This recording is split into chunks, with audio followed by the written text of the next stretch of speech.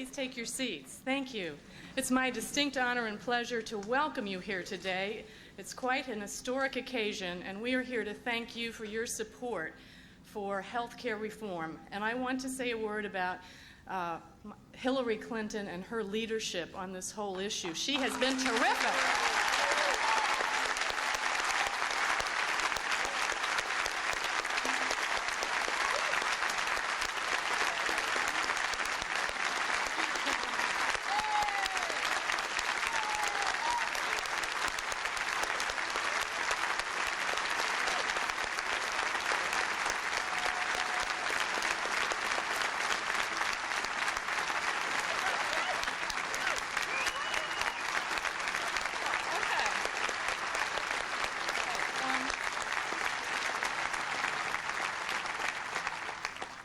During the campaign, Al would introduce Mrs. Clinton as a woman who had done more for people, families, than any of the last administrations had. And I think that we can say that starting from today, her work will culminate in our families here in America, men, women, and children, being in a better condition than they have been in the past. And for that, we are all in her debt.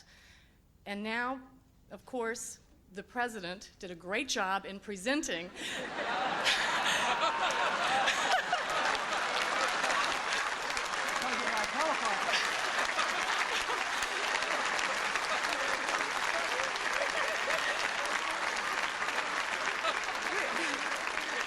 we don't want to forget him.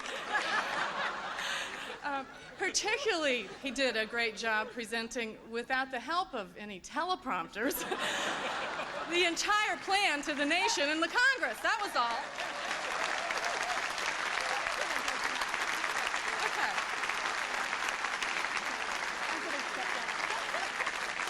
Okay. And I want to say that it's been my pleasure to work with an administration who, from the very beginning, has understood that mental illness and substance abuse had to be debated and analyzed and given coverage in national health care.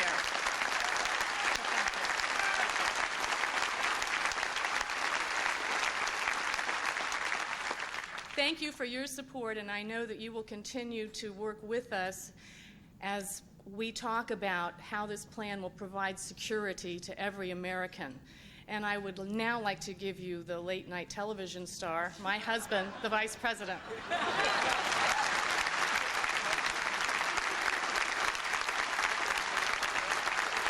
Thank you. Thank you very much. And Tipper bragged on Hillary. I want to say just a word about all the work that Tipper has put in on this mental health care task force and the work that she's done.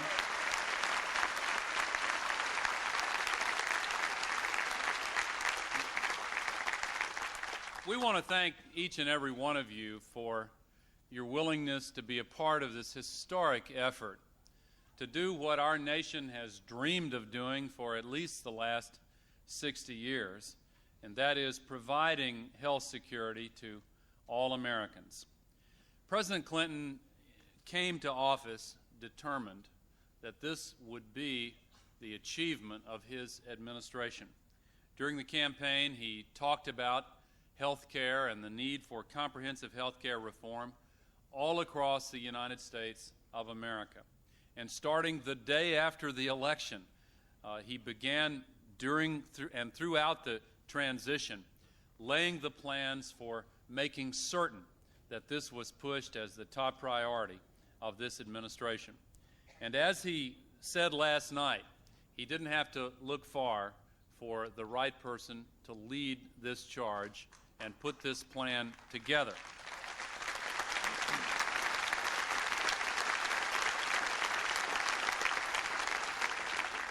And in introducing the First Lady, I just want to say on a personal note that I've been involved in public service and the federal government for 17 years now. And I have never seen an individual take such a single-minded, well-focused, well-organized, deliberative and successful approach to pulling together such a difficult and comprehensive issue and laying it out in such a persuasive way. Our nation is greatly in debt to the First Lady. I'm not sure anyone else could have done what she did. She got a very talented group of men and women, motivated them, inspired them, organized them, laid out a work plan, and most important of all, kept the focus of the administration on this priority. You may know that there are a number of voices in this country raised loudly and frequently with the view that we ought to discard this priority, or we ought to slow it down, or we ought to put it on the back burner, or we ought to just stop pushing so hard on it. And with all of the other things going on, it's not as if there haven't been a lot of other things going on in the last 9 months.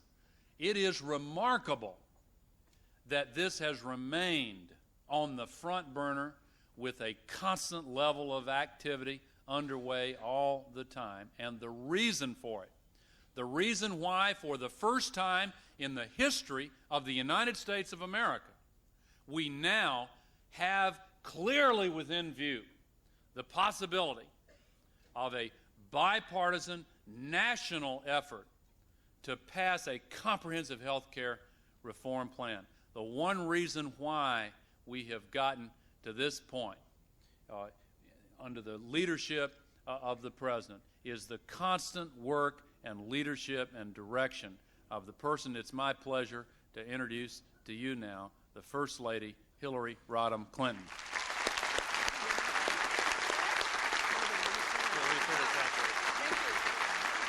Thank you. Thank you all. Thank you. Thank you. Thank you all very much. Thank you. Thank you. Thank you.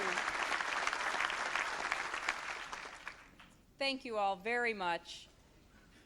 Thank you for being here today, but far more than that, thank you for being here, some of you for decades, some of you for years, and some of you certainly for the last 9 months. There could not be the opportunity we are now on the brink of seizing in our country without the dedicated work of literally millions of Americans, day in and day out.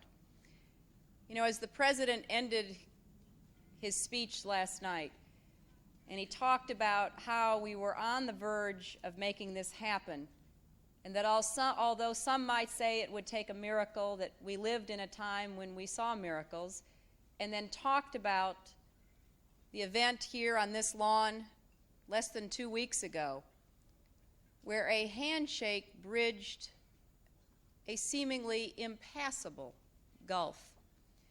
But the reason that happened, I am convinced, is that through even the darkest of days, people kept believing it could happen.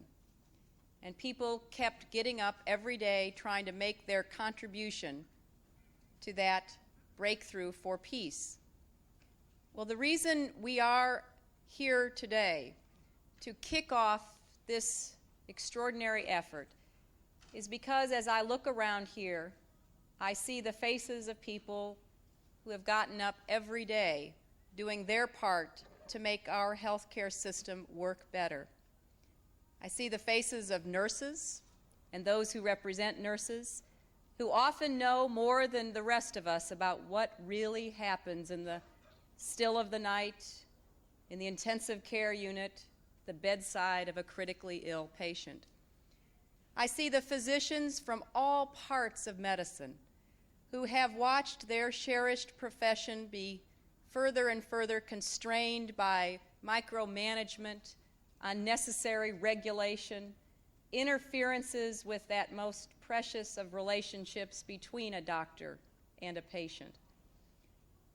And I look into the faces of those who administer our hospitals, who against great odds keep trying to do it the right way, who take no pleasure in having to charge someone $20 for a Tylenol, but who don't know how to make the whole system keep working given the incentives and the pressures that are currently raining down upon our hospitals. And I see the businesses, both large and small, that have paid the price of our healthcare system, who have borne the burden for this badly broken system, as the President says. Big businesses whose payrolls sometimes amount to 20% of their costs to try to maintain health benefits.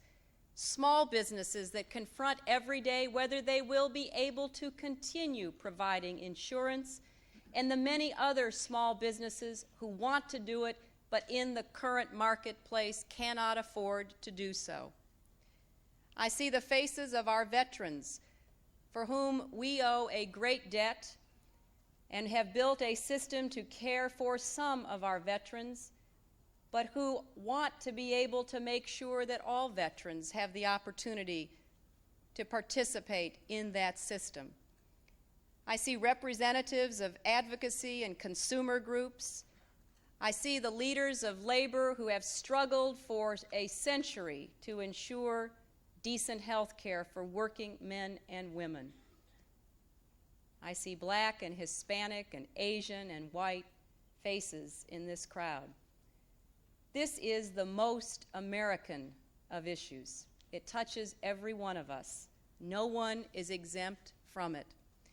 And what we now have an opportunity to do is to fashion an American solution to an American problem, to take what is best about our healthcare system and make it even better, and to take what is wrong and to make it right. None of this would even be a pipe dream if it weren't for all of you. So from the bottom of my heart, I want to thank not only those who worked closely with me days and nights and weekends, thank the hundreds and even thousands more who gave up their time at work or with their family to come here and help, to thank the more than 1,100 groups with whom we met literally from A to Z, from the Abbotsford Community Clinic to the 0 to 3 Infant Center, and to let you know that your voices were heard, that many of you are here supporting the general direction and the tone and approach of the President, but have specific issues still to be addressed to make sure we get it right. But that is the spirit with which we approach this upcoming challenge. And none of this would be possible without the leadership of a president who knows this is not a Democratic or Republican problem. It doesn't have liberal or conservative solutions. It is an American problem that we are going to solve before the Congress goes home next year, and that president is Bill Clinton.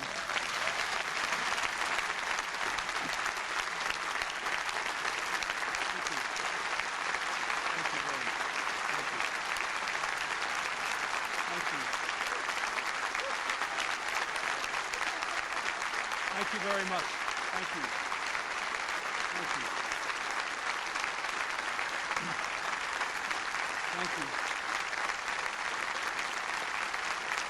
Thank you very much. Thank you. Thank you.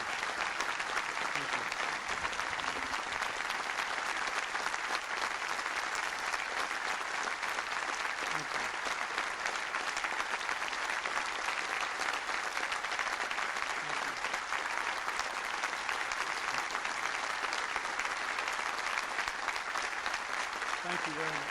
Thank you. Thank you very much, Tipper and Vice President Gore, and to the First Lady, and to all of you. This has been an incredible 10 days on the lawn of the White House, in the nation's capital, and in the life of your president, for me as a citizen as well as president. After the Middle East peace signing, we had just a couple of days ago the signing of the National Service Bill here with hundreds of young people.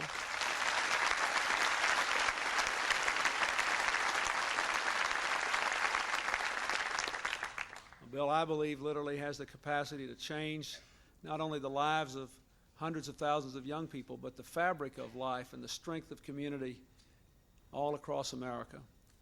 I signed the bill with two pens, one the pen that President Roosevelt used to sign his bills with, and the other the pen that President Kennedy signed the Peace Corps bill with 32 years ago.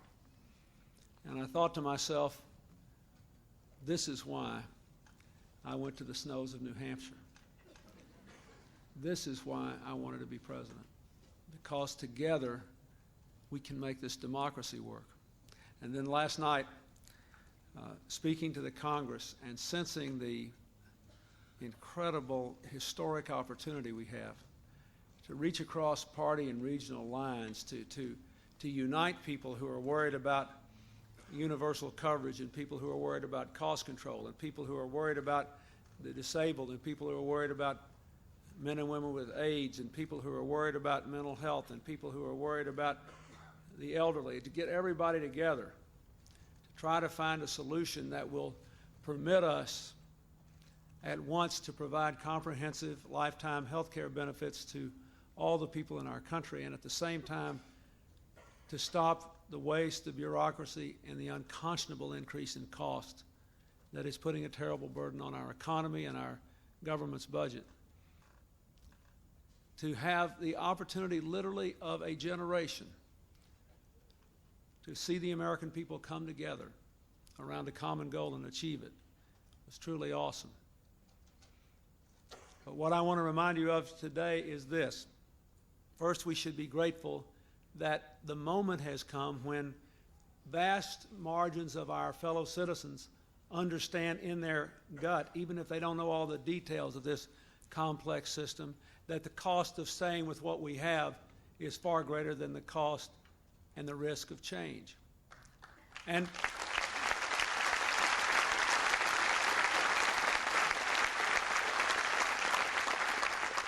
secondly, that for the first time in the 20th century, we sort of have everybody in the same place at the same time. Believe it or not, in the first 2 decades of this century, there was one instance in which the American Medical Association wanted a national health program, and the AFL-CIO opposed it. Didn't take long until that turned around. Then there were times when Democrats wanted to do it, but Republicans didn't. And then there was President Nixon, who offered an employer mandate to get universal coverage, and the political consensus for it wasn't there. It's almost like for this whole century, someone would decide that this was a terrible problem, that someone ought to do something about it, but all the other players were like ships passing in the night. Now you have big business and small business and healthcare providers and healthcare consumers, families who have been broken and workers who are trapped in their jobs, all agreed that the time has come to act. I think my job today is to tell you that as much as I wish this to be a celebration, to thank you for everything you've done, is to remind you that our work is beginning, that the real celebration will be when you come back in even larger numbers to this lawn when I sign a bill to solve these problems.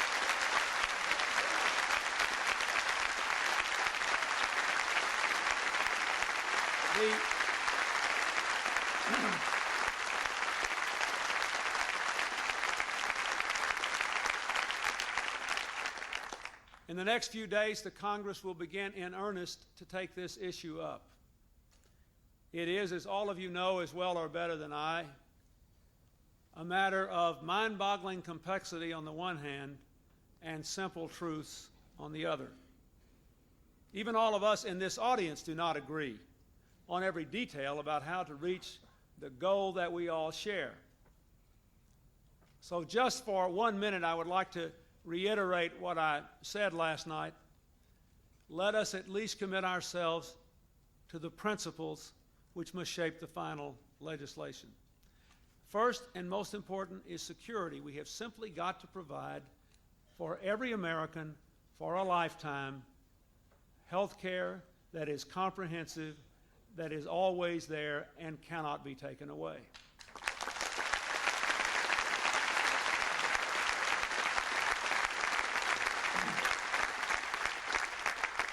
Second, we must make this system more simple. More simple because it will have more integrity and more support, because it will free up doctors and nurses and other medical professionals to do the work that they hired out to do in the first place. And thirdly, because we will never get real savings out of massive parts of this system until we simplify it. Next, we must insist that through simplicity and other mechanisms, we actually get savings. And I said this before, I want to say it again. We had a couple hundred doctors in here the other day.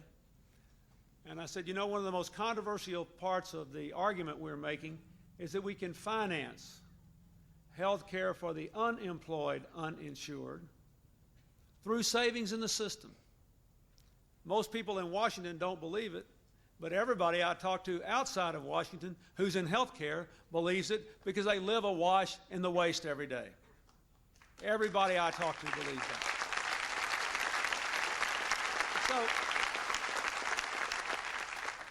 I say to all of you who know something about this, we must continue to hammer the points of opportunity to save money so we can free up funds to do the things we all know we ought to do, to cover the unemployed, uninsured through public funds, to provide savings to the private sector that will permit them to cover the employed, uninsured without going broke, to extend coverage to prescription drugs for all Americans, including the elderly, to bring in long-term care for the disabled.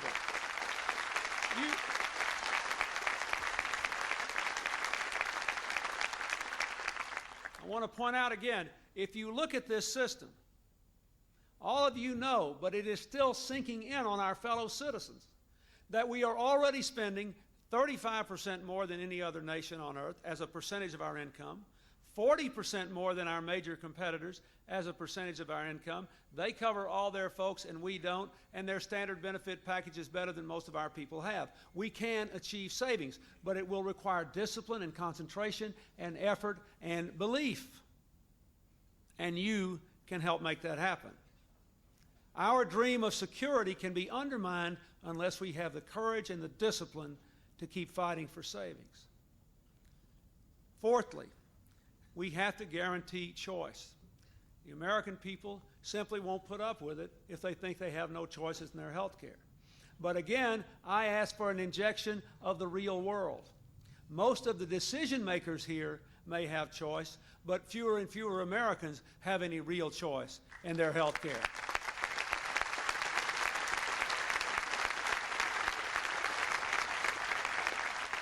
So under this system, we do propose to give all persons a choice between three plans, three options that they can buy into.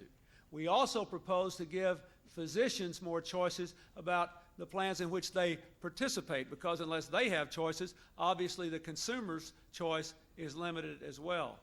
We have to do that. It's an American value, and we can do it without adding to the cost of the system. Next, we have to ensure quality.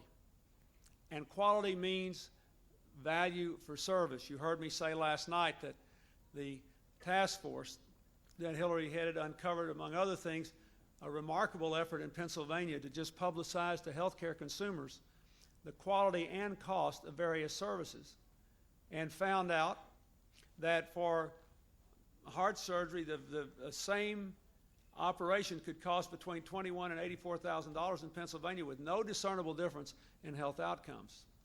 If there's no difference in health outcomes, you might argue it's healthier to pay $21,000 than $84,000. This is an important issue.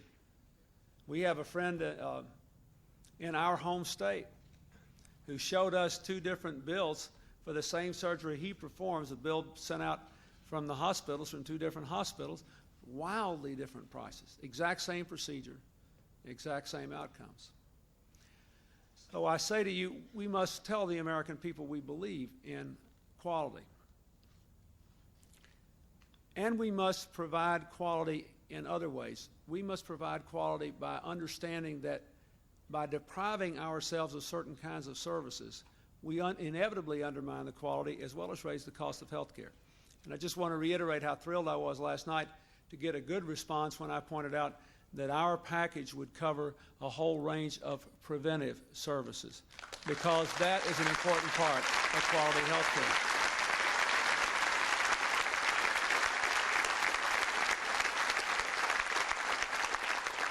Finally, let me say that we must all have responsibility, too.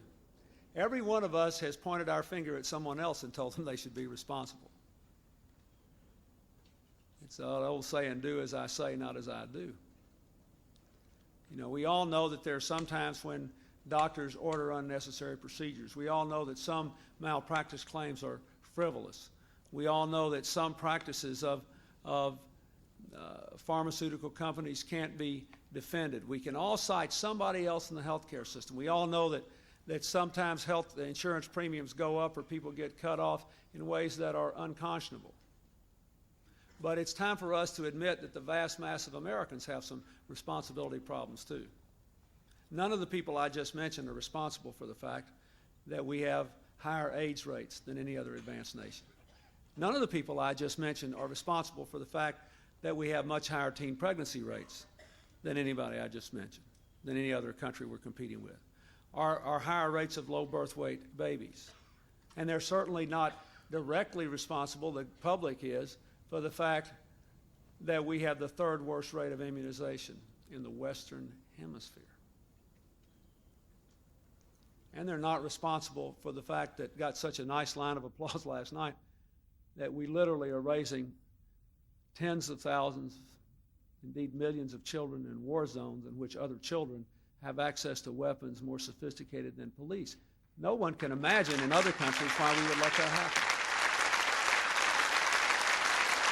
Now,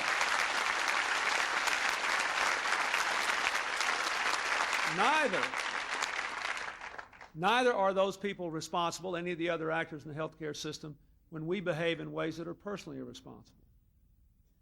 They don't control it if we drink too much, if we smoke. They don't control it if we don't take care of ourselves. They don't control it if we don't even give a second thought to the way we access the healthcare system and pretend that it doesn't cost anything just because it's not coming out of our pocket. And it is too easy for us to blame the people who are providing the services when we do things that are also wrong and unjustifiable.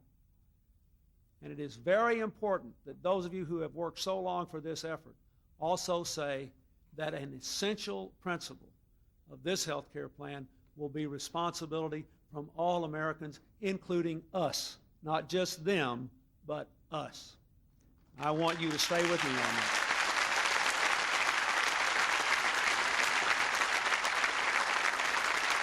Now,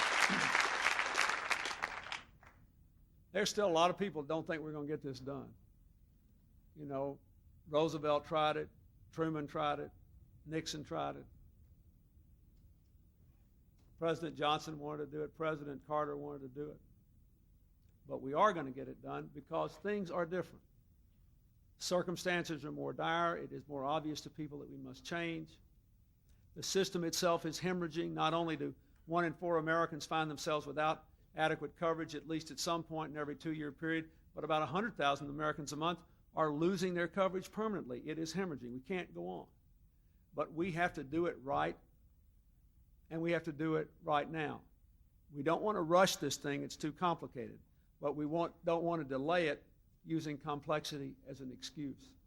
So I ask you to leave here today not simply celebrating what happened yesterday or lauding the work of the First Lady's task force for the last 8 months, but leaving here determined to help the Congress keep the commitment that it made last night across party lines, to get this done, to do it right, to do it for America, to make this opportunity of a generation a reality in the lives of every man and woman, every boy and girl in this country. leave here with that dedication, and we'll be back here, sure enough, for a celebration in the future. Thank you, and God bless you all.